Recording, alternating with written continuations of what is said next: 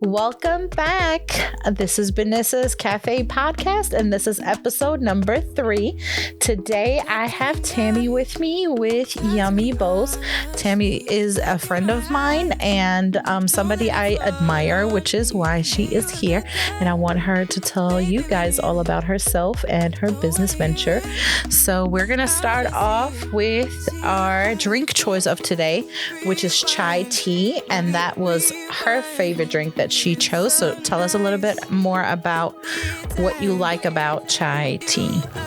I like the dark teas. They tend to have a little more spiciness to it. I also like the matcha green tea, but I chose this for today. It's fine. Yeah. It's really good. I really didn't start exploring teas until maybe a few years ago. I was always really set on drinking like the same coffee the same way. And, you know, maybe as I get older, I'm like more open to trying different things, and I'm really enjoying that. I like coffee. I don't like caffeinated drinks. It makes me feel not jittery, but a little edgy. And I don't like that feeling. So everything is decaf or no caffeine in it. Most times the chai doesn't have any caffeine in it. Definitely the matcha doesn't. And I like to drink coffee, but I don't drink it as everybody else does. Like, oh, I just have to have a cup in the morning to start my day. Yeah. I actually just like the taste. So when I get coffee, I have to get dark, but decaf. So I can get that strong flavor without the jitters. Yeah. So you don't drink it with like creamer. Like, so when you get the dark coffee, do you add like creamer and sugar to it? Or no? Well, no sugar. The creamer usually has enough for me. So I pour mostly creamer in it. So it's really like I'm adding coffee to creamer. So yeah. Gotcha. Awesome. Well, the chai tea is delicious, so I'm definitely enjoying it. Okay, so let's get into our questions. So tell us a little bit about you and your family. So my family consists of myself, my 3 kids. Michael is the oldest. He's 23. Then Zachary, my little firecracker, 17. And my sweet baby girl, Jordan, is 8. So that's us. Michael is in the Navy. And so it's just me and the other 2 at home. It's working out. We miss him, but yeah, it's fine. Yeah. I mean, he's, doing something great, right? So it's very, I'm sure you're a proud mom. Yes. Zachary, this is senior year, so he'll be off doing something and left with Jordan and I at home to tackle the bugs ourselves. We can't yell at him to come spray a bug for us. Yeah. So, yeah. Wow. That'll be different. Yeah, definitely. Yeah. So it's almost like, she's going to be like a single child almost, right? Once he's gone. Yeah. She's going to be like the only child. Yeah, yeah. Wow. So tell me, you chose today's topic as your children. So, my questions surround motherhood. So tell me, what do you most enjoy about being a mother? I enjoy everything about it, but mostly they teach me. They teach me how to raise them. I don't just have this set thing that I'm on, like a manual. Yeah. They teach me. Like Michael never was a problem.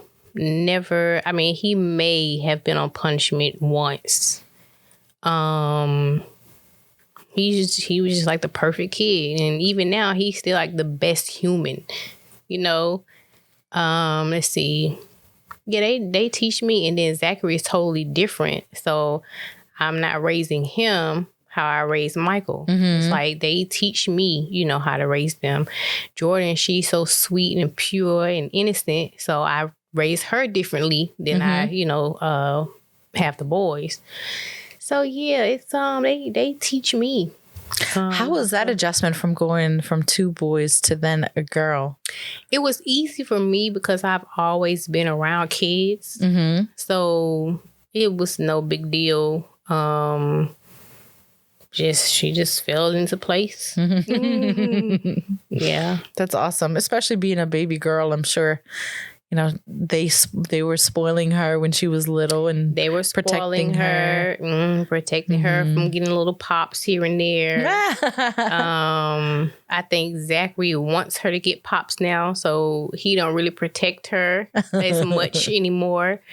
It's like, oh, you're getting this pop today because I'm always in trouble. You're going to get in trouble. But she's such a good girl. She never is in trouble.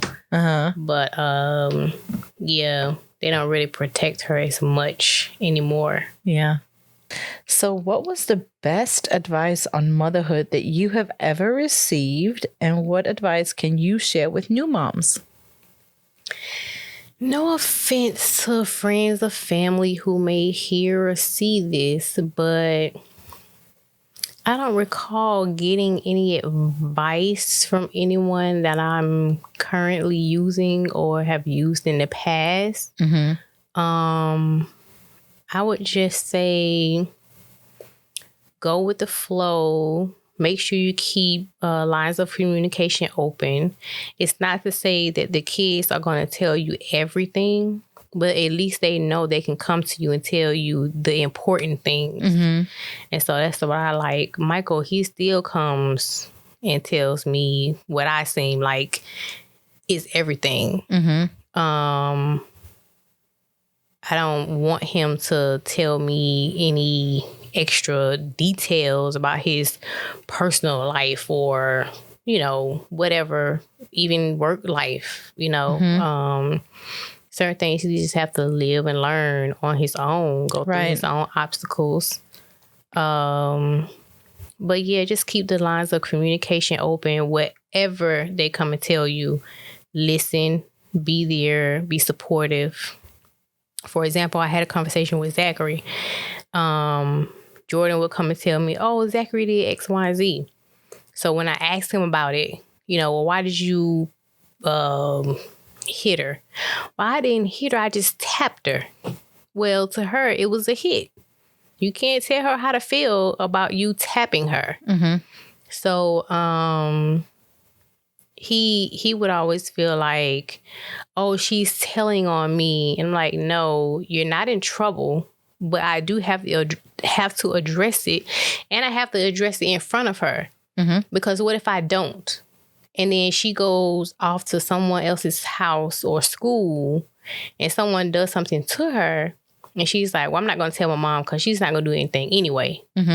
Not knowing that I will be even more down for the cause because it's outside of the home. Right. She don't understand it. So I have to address every little thing. So she's not confused and say, well, I'm not going to tell her whatever happened at school, or now that this person's house, their cousin came over and God forbid touched me or whatever, because she's not going to do anything.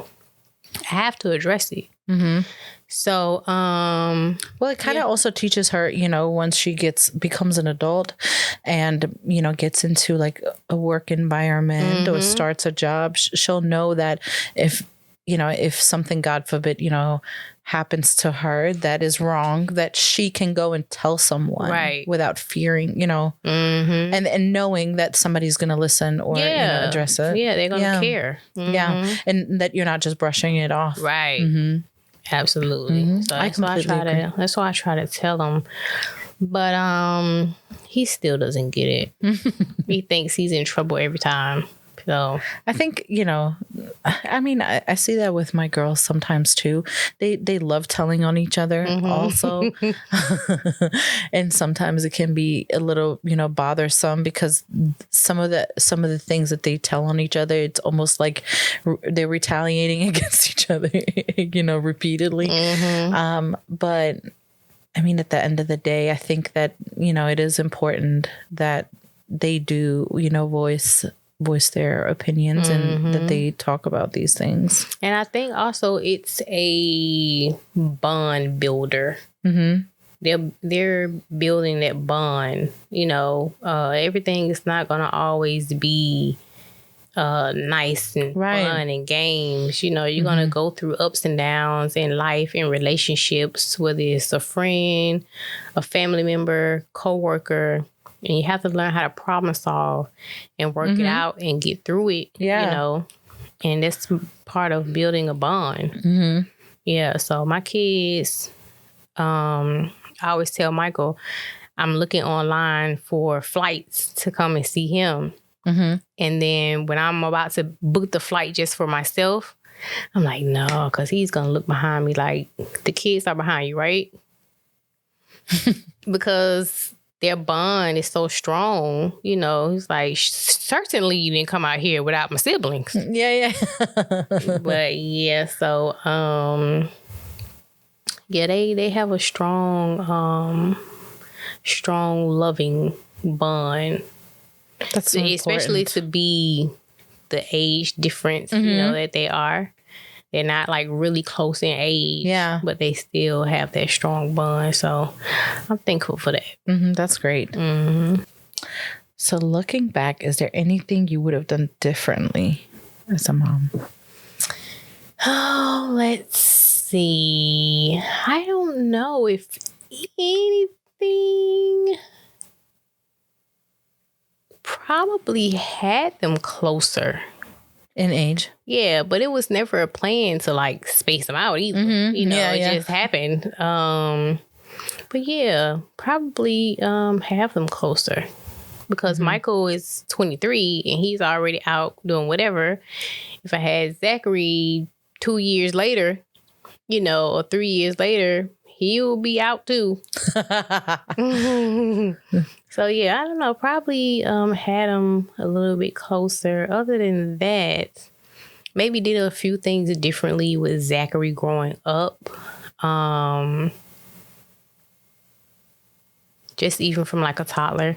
Because it was still just him. Jordan didn't come until he was like, 8, going on 9 or something like that. Mm-hmm. So I really don't. My mom is always like, oh, it's because he's the middle child. I don't believe that, because Zachary has always been Zachary, even way before Jordan. But just probably do some things differently with him as a kid. Okay, so when thinking of your children's future, how do you feel about today's world we live in, and what do you like or disagree with? I was just having a conversation with someone the other day, and I told him, had I known it would be like this, I don't think I would have kids, because it's tough. You have to think about yourself with, the police and politics, and think about your kids, and it's no set thing to tell them, when they leave your house. Because you can tell them, act this way, be this way, say this, say that.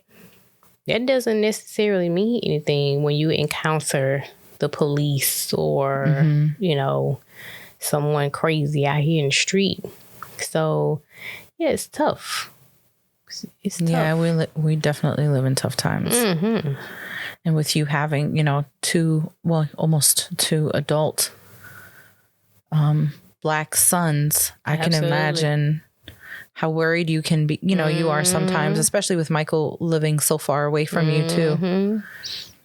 And even with Zachary working now, he doesn't want me to take him to work. It's not like he's ashamed or, he'll be embarrassed. Zachary has always wanted to be a man. Ever since he was 2 or 3, I remember him telling me he wants muscles, he wants a mustache, just the whole thing. So I honestly feel like, because he will rollerblade or skateboard to work. So I honestly believe he feels like he's driving himself to work. So he's very independent. Always have been. Yeah. He always was up on the counter getting snacks or a cup for juice out of the cabinet or whatever. Just never mind asking me. But the fact that he is, he's not 17 yet, right? He's 17. Oh, he is 17. The fact that he's actually taking himself back and forth to work, and home without relying on like public transportation or you taking him, that says a lot about his character already. And he tells me, well, I just want to clear my mind. Clear your 17-year-old mind of what, son? What do you clear your mind of? Oh, I got to get up, go to work today to pay these bills. So let me just skateboard to work so I can clear my mind and get ready for work, Yeah. So yeah, I think he feel like he's a man. Yeah. And it's his first job. So he's super excited. He called me today, really loud in the phone. He works on the weekends now, but they told him today that they want him to work during the week for like 4 or 5 hours doing a different job. So he was all excited about that and asking me my opinion. So, with this being his first job and him making his own money, he doesn't buy anything like his equipment or skateboard wheels or something, like that. But he's not like I don't know. He's not about clothes or shoes or anything like that. He loves all devices. So he'll probably get something like that. But he's really cheap. He is. He's really cheap. And I told him that's going to catch up with him in the long run because he's going to get something. And either it's going to break him out, mess with his stomach, or something because, $1? Oh, it's good. Let's get that. No, son. But yeah, he keeps him on toes. So when he leaves, it'll be a little boring in the house. Yeah. A lot boring. Michael just chill. Yeah, he just always been chill, relaxed, quiet. Don't bother anyone. Don't say too much. For example, I think like his junior year in high school, his teacher marked him absent from class. I'm like, no, Michael don't even know how to cut class. So I'm sure he was in your class. And so she said, okay, I'm not going to tell you what we did in class. Just ask him, what did we do in class today? Michael, what did y'all do in such and such class today? Oh, we were in the computer lab and I worked on a project with so-and-so. I told the lady. She's like, okay, well, he was in class. Yeah, I know. Because I know my kids. Now, had you told me Zachary wasn't in class, I'm coming up there. I'm looking for him. He's going to get it. Yeah. Yeah, because I know you telling the truth. Because Zachary is loud and you can hear him say here or present. Michael, he just like, here. So she probably didn't hear him, especially since they were in the computer lab. I'm like, no, Michael don't even know how to cut. So he was there. Yeah, I promise you. But, people have this thing where, I don't know, I guess, especially moms of boys, they feel like the boys just, like, pull the wool over your head or something and have you thinking, I don't put anything past my kids, even sweet little Jordan. She can turn at any moment and start acting up. Yeah. So,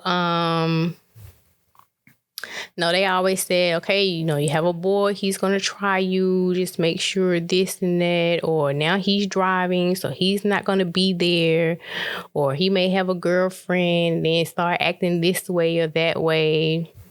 Just, trying to prepare me for whatever, is to come. I never had to deal with that with Michael. Never. And even now that he's out in the Navy, well, when he was in school, in college, he's always FaceTime me. So I have a friend who has his husband and, I was just talking to them about, oh, yeah, me and Michael, we talk on the phone for hours, 3-4 hours at the time. He's always in his room. And the husband's like, yes, we tell you. I'm like, no, we're on video chat. I know how his room looks.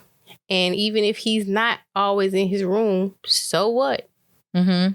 Let him hang out. Let him have fun. Yeah. Even when he was here, he knew that he could have fun, but the car always stayed in the driveway. He never went anywhere. If he did, it was like band practice over a friend's house or something like that.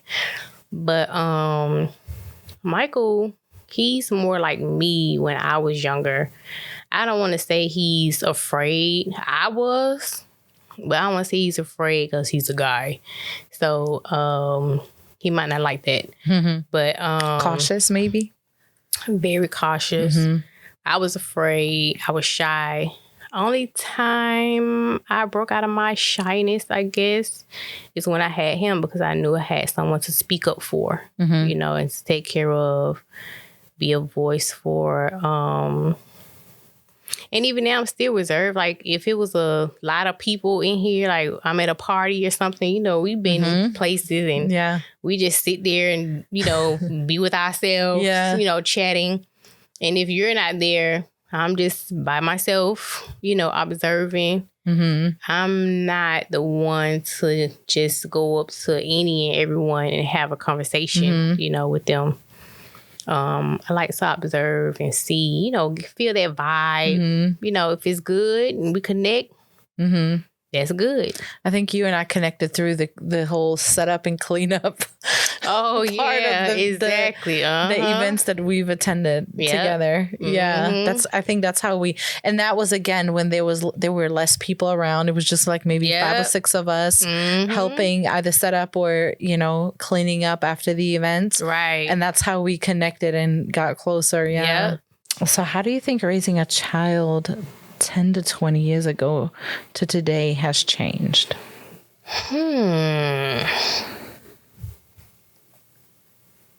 I don't know. It's definitely tough with everything going on. Well, let me rephrase, because you have an education background, right? Mm-hmm. So how has teaching kids changed from, 10 or 20 years ago to today?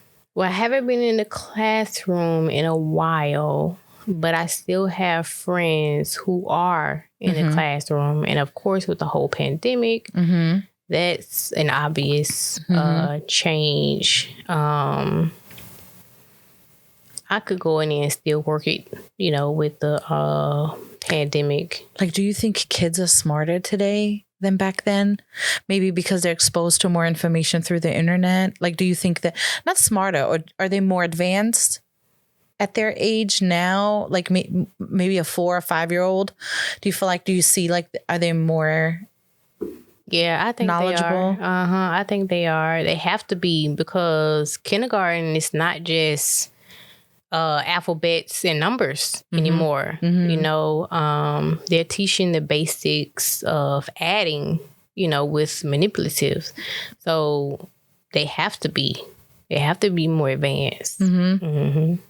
Yeah, that could also be an adjustment just based on maybe how they've seen children develop over time, with them having more information, and maybe even parents also engaging more into teaching them at a younger age and that kind of thing. So they're, they had to somewhere probably adjust the curriculum, because kids were coming in knowing a lot more than what they used to start off with. Right. Yeah, I agree.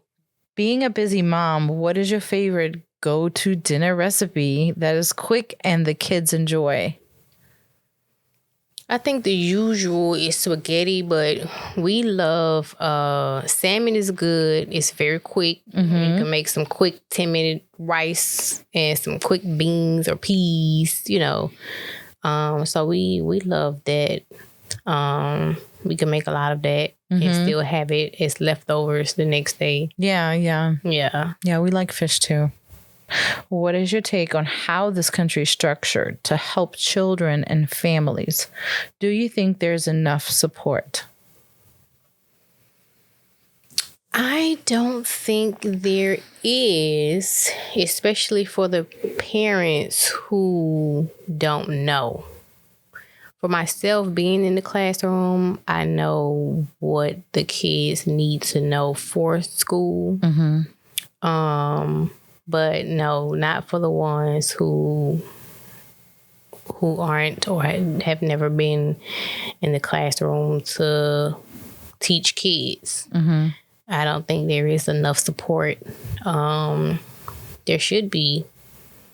I don't know a solution right now.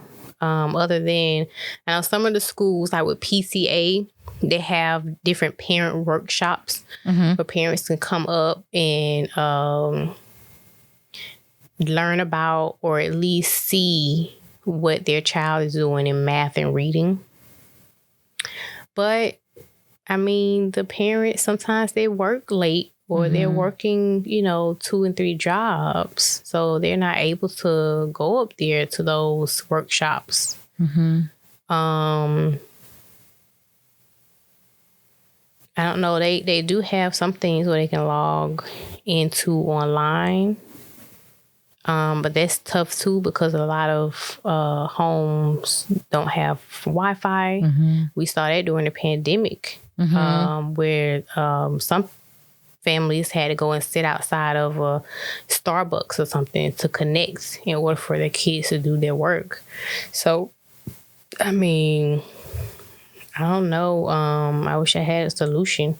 Yeah. But yeah, it's tough for the ones who don't know. Yeah. I think it starts off with, if you like, if a child comes from a low income family, then that parent is most likely so caught up with working or like you mentioned, having several jobs to make ends meet that they don't have time to be engaged into the child's, progress or even, they don't know how the child is doing educationally. Right. And oftentimes, miss, like I know myself, I've missed many, meetings, or I just opted out of not going to the school because I just did not have time or could not adjust to any of their time slots that they've had available. When maybe in today's world, you could even set up a video conference call, video call or a conference call or something. They used to ask the parents to come to the school, but, I had to miss a lot of those too because just my job, because of my job. Yeah. So yeah, there are more opportunities, I guess, now in today's world to be engaged because of the internet too. But I do see that, I think that they have to really start off. If they fix like the income and the minimum wage, I think then that trickles back. Yeah, it does. It gives you a little boost, So yeah, I agree. Then people don't have to work so much, or they don't have to work 2 and 3 and jobs. They can focus on and then they their can, family. Yeah. So, in Atlanta, the crime is like ridiculous. It's terrible. Yeah. And a lot of times you see that those are children still, or really, they're not even adults, really. Oftentimes you hear 14, 15-year-olds. Really young. That are getting in trouble. And, everybody's saying, like, where are the parents? And, unfortunately, without assuming, I think that a lot of those parents are probably somewhere at work. At work or either at home, tired, they're raising their kids to the best of their ability, and the kids just, look, your peers will have you doing so much out of character, misbehaving. For example, going back to Mike Zachary, he loves his devices, but the minute he's not doing well in school, and because I don't reward bad behavior, I have to remove those devices. And now you're on punishment. So he gets very upset and belligerent. And he wants to go toe to toe with me because I'm taking all of his devices. And then on the other hand, my mom is like, well, just take one. No. All of them. So, yeah. And then he had this friend whose mom just let him do whatever. You know, he can curse around the house. Even his little brother, I don't know, he's like 8 or 9, maybe 10, but still, even he cursed around the house like it's nothing. Wow. Yeah. So I don't know if he was trying out those things at the house and realized it wasn't working. Yeah. And frustrated as to why. But he was really acting out. Now that he's not friends with the little boy anymore, Zachary is chill. Well, not chill. Zachary never been chill. Zachary is more of a listener, you know, good listener. Usually if I tell him to clean up or do something, he wants to just take his precious time to get it done. Now if I say do something, he does it quickly. Now he doesn't just hop up, you know, and wash the dishes, but he'll do it within a reasonable amount of time. You know, I'm not the sergeant parent, so I'm not like hop to it now, you know, as long as it gets done and you're not being disobedient. But yeah, your peers, whoo. Oh yeah. They can make a positive or negative impact. Absolutely. Oh, well, we're almost at the end. Wow. Okay, so tell us about Yummy Bowls and how that came about. Yummy Bowls came about with Jordan. Jordan will always say everything was yummy. So, of course, with her just loving dresses and me always wanting the girl, I always wanted to keep her girly. And I couldn't find any bowls that would, number one, match everything, and number two, not break. So I was like, I can make these. And started making them for her. Everyone would ask where I get them from because they were different than what you were seeing online or in the stores. I'll just let them know that I make them. And then they start asking me to make them for their daughters or nieces or whomever. Yeah, so then I just did Yummy Bowls because she said everything was yummy. So why not? Yeah, that's a cute concept. So how can people find your Yummy Bowls? YummyBowls.com is the website. And Yummy Bowls 3 is Instagram. Gotcha. So Yummy Bowls 3 on Instagram and yummybowls.com is the website. Who inspires you and why?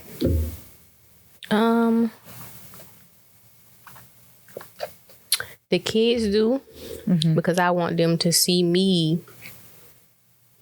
doing something great. So they can either follow in my footsteps and create a brand or something on their own. Or just to know that mommy is not just sitting around the house doing nothing. Yeah. Yeah, so they inspire me to keep going. I mean, of course, if we didn't have kids, we wouldn't do half of the stuff that we're doing, you know, to keep going. So they do.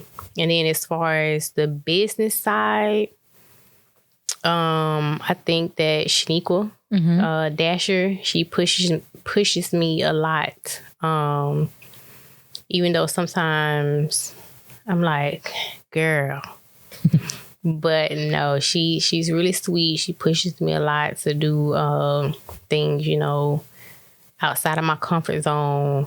And it always turns out, you know, to work for the best. So, because you've done collaborations with her too, right? Yeah. So, yeah, for the most part, my kids, and then, you know, the business side, Miss Dasha. Awesome. All right. Well, that concludes. Do you have anything else to share or add? I don't. That's it. Awesome. Thank you. Absolutely. Thank you. It was a pleasure. Everyone, make sure you follow Tammy at Yummy Bowls 3 and make sure you get some of her Yummy Bowls also while you're at it. And thank you for tuning in.